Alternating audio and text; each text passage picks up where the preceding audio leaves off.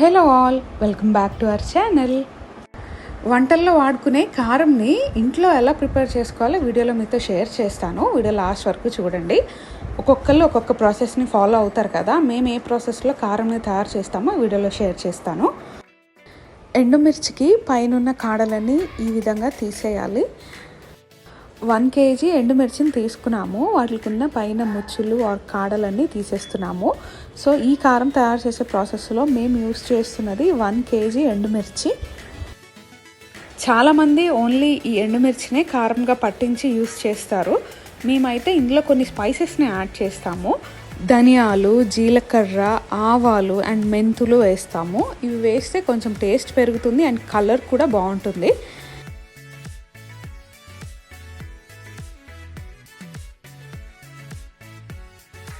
One KG ఎండుమిర్చికి పైన ముచ్చులన్నీ తీసేసి ఇలా సెపరేట్ చేసుకుంటున్నాము. ఇప్పుడు వీటిల్ని ఒక 2 to 3 days ఎండలో బాగా ఎండబెట్టుకోవాలి.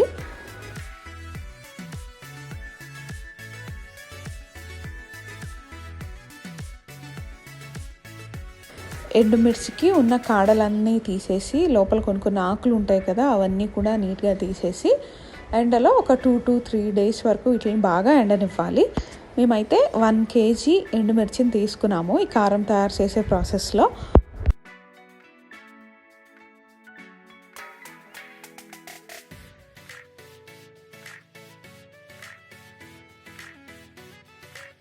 వన్ కేజీ ఎండుమిర్చికి 250 grams ధనియాలని తీసుకోవాలి. ధనియాలు కూడా ఒక ప్లేట్లో వేసి ఎండలో బాగా ఎండనివ్వాలి. ఎండుమిర్చిని ఒక 2 to 3 days వరకు ఎండలో ఆరబెట్టుకోవాలి. ఆరబెట్టిన తర్వాత కొంచెం మనకి సౌండ్ కూడా మారుతుంది, కొంచెం క్రంచీనెస్ సౌండ్ వస్తుంది. దీని తర్వాత మనం ఆరబెట్టుకున్న ధనియాలను కూడా ఒక ప్యాన్లో వేసుకుని వేపుకోవాలి. అంటే డ్రైగా రోస్ట్ చేసుకోవాలి. పచ్చి వాసన పోయి మంచి స్మెల్ వస్తుంది. ఆ స్మెల్ వచ్చే వరకు వీటిని వేయించుకోవాలి.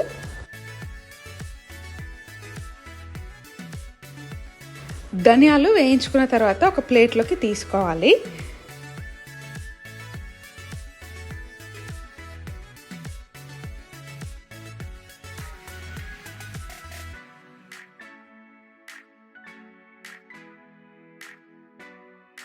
అలాగే 100 grams జీలకర్రను కూడా వేయించుకోవాలి. వేయించుకుంటే మంచి స్మెల్ వస్తుంది. ఆ స్మెల్ వచ్చే వరకు వీటిని రోస్ట్ చేసుకోవాలి.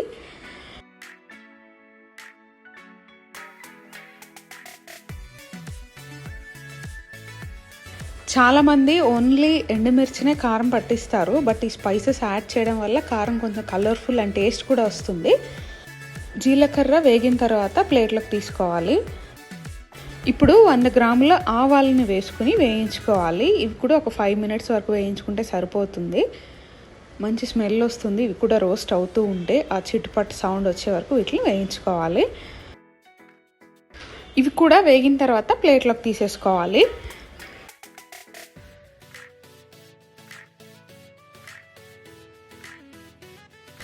అదే ప్యాన్లో ఒక 100 grams మెంతులను కూడా వేసుకుని ఒక 5 నిమిషాల పాటు కలర్ చేంజ్ అయ్యే వరకు వీటిని కూడా వేయించుకోవాలి.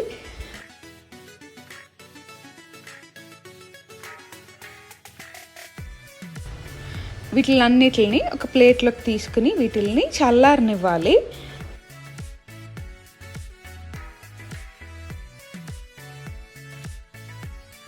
మనం ఇప్పుడు 1 kg ఎండుమిర్చికి 250 grams ధనియాలు, 100 grams జీలకర్ర, 100 grams ఆవాలు, ఇంకా 100 grams మెంతుల్ని ఫ్రై చేసుకున్నాము. ఇవన్నీ చల్లారిన తర్వాత వీటిని ఒక క్యాన్లోకి వేసుకుని అలాగే మనం ఎండలో ఎండబెట్టుకున్న ఎండుమిర్చిని కూడా వేసుకుని మిల్క్ పంపిస్తే వాళ్ళు వీటిని పౌడర్గా చేస్తారు. ఇప్పుడు మనకి కారం అయితే రెడీ అయిపోయింది. ఇప్పుడు మిల్ నుంచి వచ్చిన కారం వేడిగా ఉంటుంది. దీన్ని కొంచెం సేపు ఆరబెట్టుకోవాలి. ఒక పేపర్ పైన వేసుకుని టేబుల్ పైన కానీ లేదా కింద కానీ ఎవరికి తగలకుండా దీన్ని కొంచెం ఆరబెట్టుకోవాలి. ఆ వేడి తగ్గే వరకు ఆరబెట్టుకుంటే సరిపోతుంది. మినిమం ఒక 1 hour పడుతుంది. మనకిప్పుడు కారం అయితే రెడీ అయిపోయింది. ఇలా తయారు చేసుకున్న కారంని అవసరం ఉన్నంత వరకు బయట ఉంచుకొని మిగతాది ఫ్రిడ్జ్లో పెట్టుకుని స్టోర్ చేస్తే 2 to 3 months వరకు ఇది సరిపోతుంది. చూశారు కదండి, మేమైతే ఈ పద్ధతిలో కారంని తయారు చేస్తాము. మీరు ఎలా తయారు చేస్తారో కమెంట్ చేయండి. మా వీడియో మీకు నచ్చితే లైక్ చేయండి and me friends and family మెంబర్స్తో షేర్ చేయండి. మరిన్ని వీడియోస్ కోసం మా ఛానల్కి సబ్స్క్రైబ్ చేసుకుని పక్కనే ఉన్న బెల్ సింబల్ని ప్రెస్ చేయండి. Thank you for watching.